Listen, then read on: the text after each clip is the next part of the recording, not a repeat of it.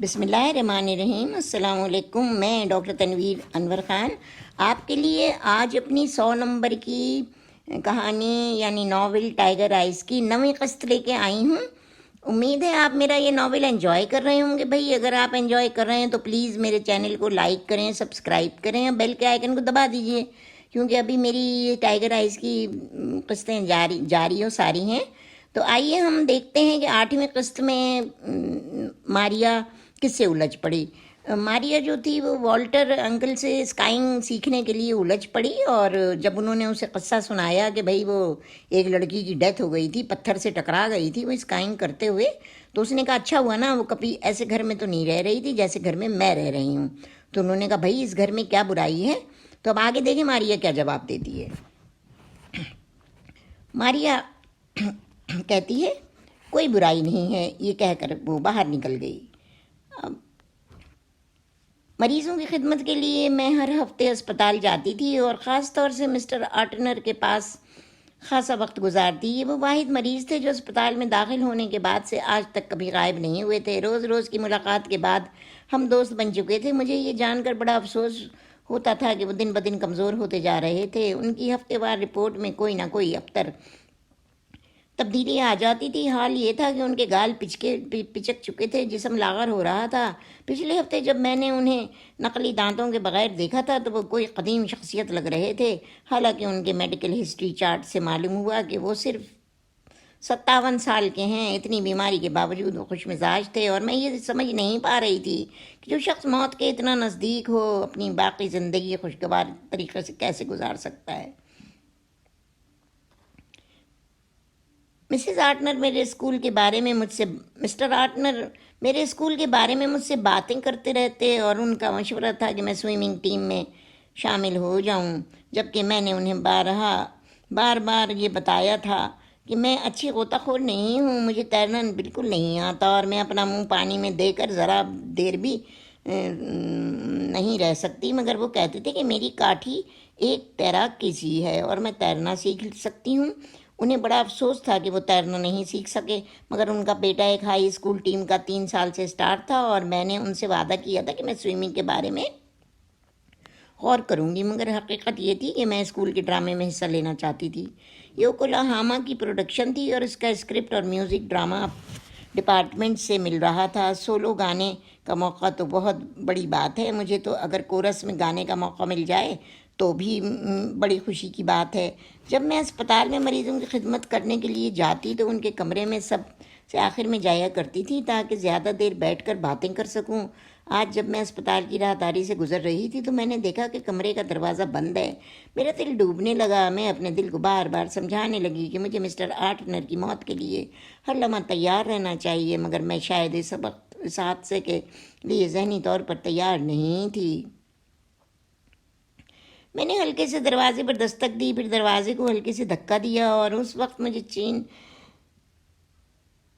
چین کا سانس آیا جب میں نے دیکھا کہ وہ اپنے بستر پر لیٹے ہیں۔ میری آہٹ پا کر وہ بولے آؤ میرے بیٹے سے ملو ماریا۔ میں نے کمرے میں چاروں طرف دیکھا، ان کا بیٹا میری طرف پیٹھ کیے کھڑکی کی چوکھٹ پر اپنا ہاتھ پھیلائے کھڑا تھا۔ وہ بولے مارٹن یہ ماریا ہے، اور جب مارٹن مڑا تو میری آنکھوں کو یقین نہ آیا کہ وہ تو ولف تھا۔ ہم نے ایک دوسرے کی طرف دیکھا، مگر وہ اجنبیت سے بولا ہیلو، اور جواب میں نے بھی ہیلو کہنا چاہا، مگر میری آواز حلق میں پھنس گئی اور میں کھانسنے لگی۔ میں نے 2 دفعہ اپنا گلا صاف کیا اور تب بولی ہیلو۔ مارٹن سوئمنگ ٹیم کا کپتان تھا، ساکر ٹیم کا نائب کپتان اور نیشنل میرٹ اسکالرشپ ونر ہے، اور رنر اپ ہے ویسٹنگ ہاؤس سائنس کا کانٹیسٹ۔ انہوں نے بڑی روانی سے اپنے بیٹے کا تعارف کراتے ہوئے کہا اوہ ڈیڈی اب چھوڑیں بھی۔ اس نے متانت سے کہا، مگر شاید وہ مجھ سے نگاہیں ملانا نہیں چاہتا تھا۔ مستقل فرش کی طرف دیکھ رہا تھا، اس کے بال اس کے چہرے پر بکھرے تھے۔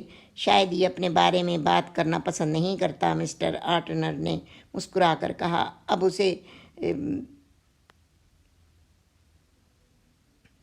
کیلٹیک میں اسکالرشپ ملی ہے اور یہ اب ایک شاندار اور ذہین ماہر نفسیات بنے گا۔ وہ ڈیڈ اب کوئی اور بات کریں پلیز۔ وہ اور ولف مجھے اس طرح دیکھ رہا تھا جیسے کہہ رہا ہو ان کی نہ سنو، میں اصل میں وہ نہیں ہوں جو یہ کہہ رہے ہیں، اور میں اسے بتانا چاہ رہی تھی کہ میں سمجھتی ہوں کہ سب کچھ ٹھیک ہے. تمہیں فخر ہونا چاہیے کہ تم نے صرف 20 سال کی عمر میں زندگی میں اتنا کچھ پا لیا. مسٹر آرٹنر نے کہا. انہوں نے اپنی آنکھیں موند لیں. وہ اتنا بول کر اب تھک چکے تھے. جب انہوں نے دوبارہ آنکھیں کھولیں تو ان کی آواز خاصی تھکی تھکی سی تھی. کمزور سی نقاہت والی آواز میں وہ بول رہے تھے اور مجھے ان کے بے حد نزدیک کھڑے ہو کر آواز سننا پڑ رہی تھی. تو تم نے کیا سوچا؟ کیا میں خوش قسمت انسان نہیں ہوں ماریا؟ جی ہاں بالکل، میں نے کہا. ہو میرا بیٹا ہینڈسم ہے نا؟ جی ہاں، میں نے سر ہلا دیا. کسی نہ کسی دن اسے کسی لیب میں ایک بہت بڑی نوکری مل جائے گی، گروپ لیڈر کی، ڈویژن لیڈر یا پھر ڈائریکٹر وغیرہ. انہوں نے امید بھرے لہجے میں کہا. ہم دیکھیں گے ڈیڈ، ضرور دیکھیں گے، ولف نے کہا. مسٹر آرٹنر نے ناچنے والا ٹیڈی بیئر ولف کے ہاتھ میں پکڑا کر کہا. اس میں چابی بھرو، جب یہ ناچتا ہے تو ماریا کو بہت اچھا لگتا ہے. ولف نے کھلونے میں چابی بھر کر میز کے اوپر رکھ دیا اور وہ ٹیڈی بیئر میز پر چکر لگا لگا کر آخرکار گر گیا. بالکل ایسے ہی جیسے مسٹر آرٹنر نے غنودگی میں کہا. اب میں سننا چاہتا ہوں. ولف نے اپنے والد کی پیشانی پر پیار کیا اور آہستہ سے کہا. ہم رات کو ملیں گے ڈیڈ. پھر ہم دونوں کمرے سے باہر آئے. پہلے پہل تو ہم نے کوئی بات نہیں کی. ہم کوریڈور سے لفٹ کی طرف آئے. جب میں نے گراؤنڈ کا بٹن دبایا تو ولف نے مجھ سے کہا. تم مجھے یہاں دیکھ کر حیران ہوئی ٹائیگر؟ ہاں، مجھے حیرت ہوئی کہ کیا تم مجھے دیکھ کر حیرت زدہ نہیں رہ گئے تھے؟ میں نے کہا. ہاں، ولف بولا. آخر میں نے تمہیں اس سے پہلے یہاں کیوں نہیں دیکھا؟ اس لیے کہ دوپہر میں اپنے لیب کی جاب پر جاتا ہوں. میں نے ایک سیمسٹر آف لیا ہے اور یہاں میں عموماً رات کو اپنے والد کو دیکھنے آتا ہوں. لفٹ کا دروازہ کھلا اور ہم باہر نکل آئے. میں تمہیں گھر چھوڑ دیتا ہوں. مجھے اپنا سامان لینا ہے، میں نے ولف سے کہا. میں باہر تمہارا انتظار کر رہا ہوں. اچھا ٹھیک ہے، میں 1 منٹ میں آتی ہوں. والنٹیئر آفس سے میں نے اپنا جیکٹ دبوچا اور الماری سے کتابیں لیں اور نیچے ہال کی طرف بھاگی جہاں گھومنے والا دروازہ تھا. جین یہاں میرا انتظار کر رہی تھی اور اس کا ہیٹ اس کے ماتھے پر تھا.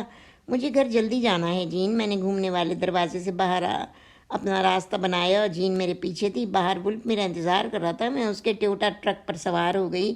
اس نے اپنے ٹرک کا ہارن بجایا. کل تم سے ملوں گی جین، میں نے اپنا ہاتھ ہلا کر کہا اور مجھے محسوس ہوا کہ جین کو میرا جانا اچھا نہیں لگا اور وہ پریشان بھی تھی، مگر میرے پاس جین کو سمجھانے کا وقت نہیں تھا. میں 145 اسٹریٹ پر ویسٹرن ایریا میں رہتی ہوں. ولف نے سر ہلایا. اسے اس شہر کے سارے راستے معلوم تھے. مجھے معلوم نہیں تھا کہ تم فزسسٹ بنو گے. میں نے کہا. مجھے معلوم کہ میں فزسسٹ بنوں گا یا نہیں، مگر تمہارے والد نے تو کہا ہے.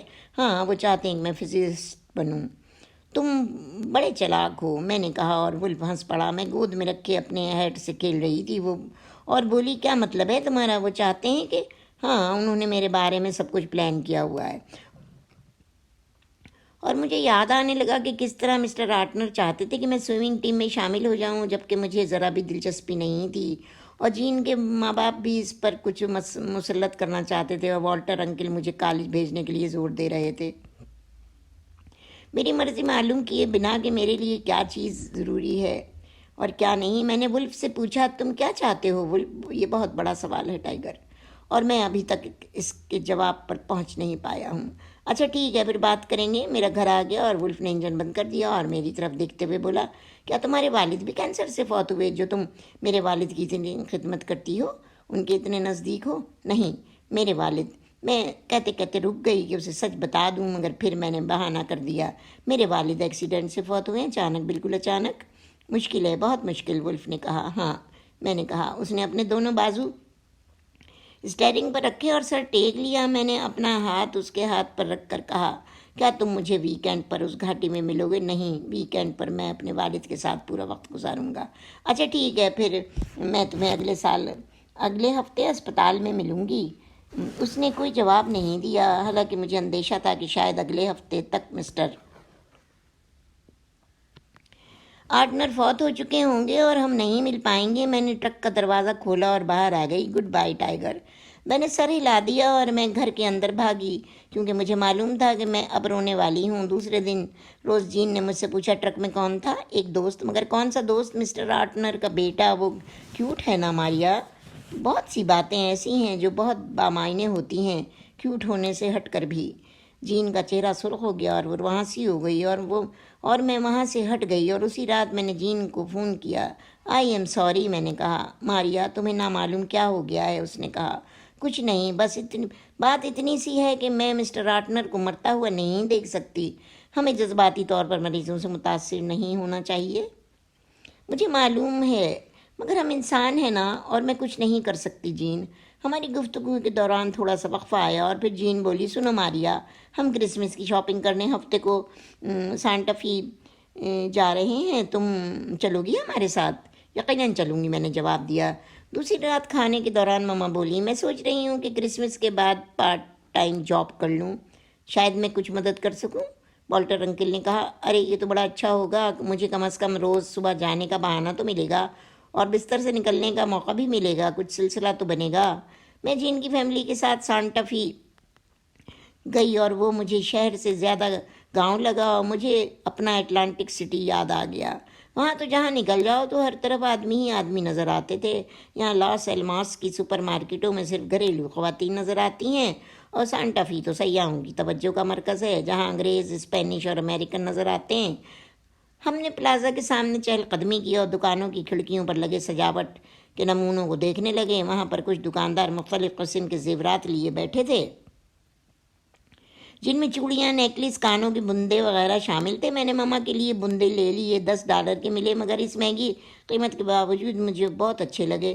تھوڑی دیر کے بعد ہم نے ایک ٹک شاپ پر چائے سینڈوچز لیے اور چائے پی۔ جین نے اپنی والدہ سے پوچھا، ماما، ماریا اور میں اس دوپہر علیحدہ شاپنگ کر سکتے ہیں؟ ہاں کر سکتی ہو، مگر یاد رکھنا یہاں کسی اجنبی سے بات نہ کرنا اور گلیوں میں جانے سے بچنا۔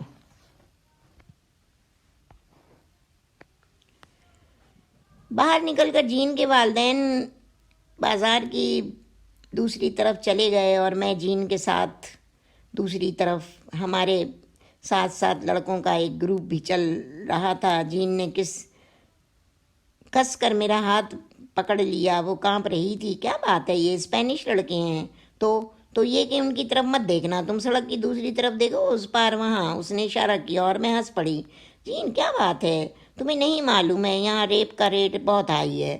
اس نے آہستہ سے کہا۔ نہیں مجھے تو نہیں معلوم۔ ہاں بہت زیادہ ہے یہاں، اب اس بھری دوپہر میں تمہارے یہاں کوئی ریپ کرنے نہیں آ رہا ہے۔ اتنا اطمینان بھی ٹھیک نہیں، احتیاط کی ضرورت ہے بھائی۔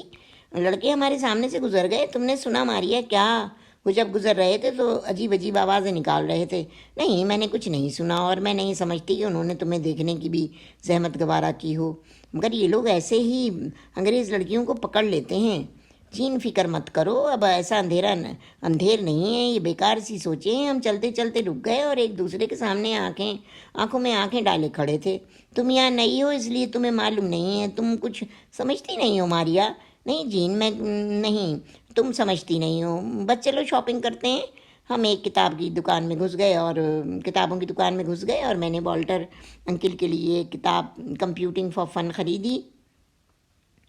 امان کے لیے میں نے ایک چھوٹا سا چمڑے کا تھیلا خریدا تاکہ وہ اس میں اپنی ماربل کی گولیاں رکھ سکے، پھر سیپیاں اور پتھر رکھ سکے۔ بٹسی آنٹی کے لیے میں نے بلی نما گلدان خریدا اور بلی منکا کے کھیلنے کے لیے بلی نما کھلونے کے لیے جین کے لیے میں نے ایک وال ہینگر خریدا، اس کا اسٹائل بھی بلی نما تھا۔ اور اب میں اپنے پیسے ختم کر چکی تھی۔ میں نے سوچا کوئی بات نہیں، چھٹیوں میں بیبی سٹنگ کر کے کوئی جاب پکڑ لوں گی۔ پھر مجھے موم بتیوں کا ایک خوبصورت سیٹ نظر آیا، 5 موم بتیوں کا ڈیکوریشن سیٹ۔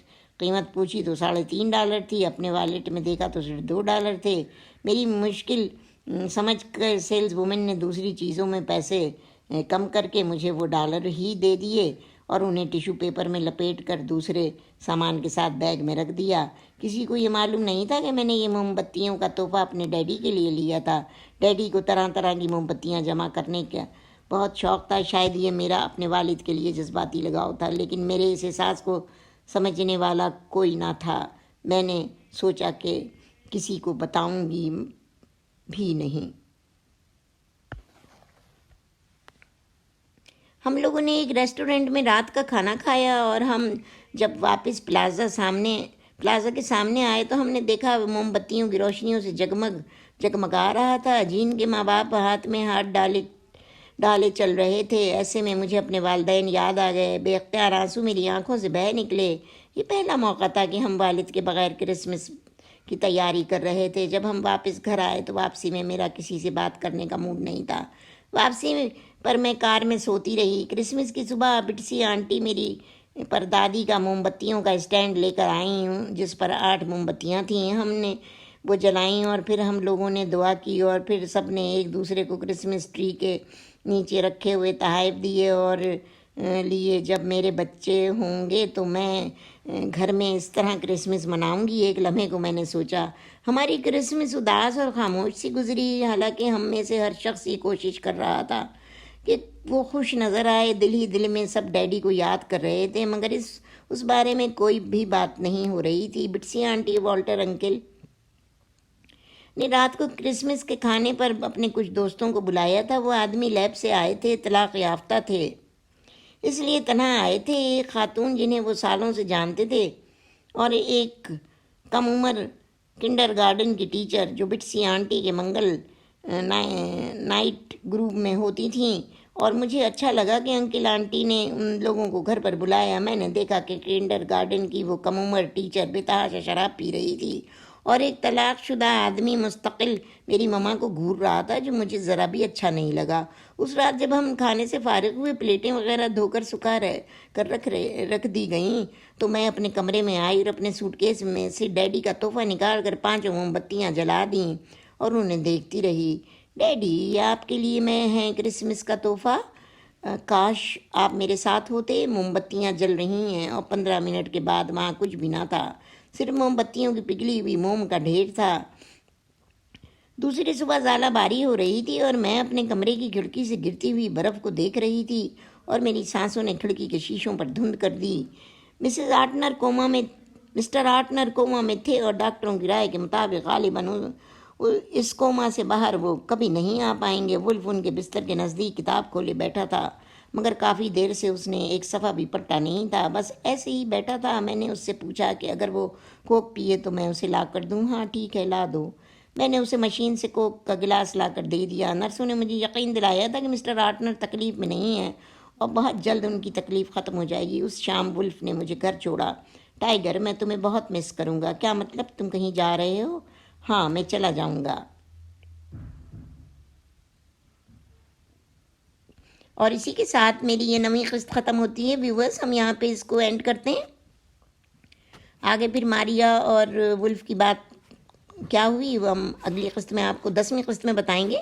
اب مجھے اجازت دیجیے۔ اگر آپ کو میرا یہ ناول پسند آ رہا ہے تو پلیز میرے چینل کو لائک کریں، سبسکرائب کریں اور بیل کے آئیکن کو دبا دیں، کیونکہ اب آپ کو یہ ناول پورا کرنا ہے تو میرا تو ساتھ ہونا چاہیے آپ کے ساتھ۔ اب میں جلد آپ کے ساتھ حاضر ہوں گی 10ویں قسط۔ اب مجھے اجازت دیجیے۔ اللہ حافظ۔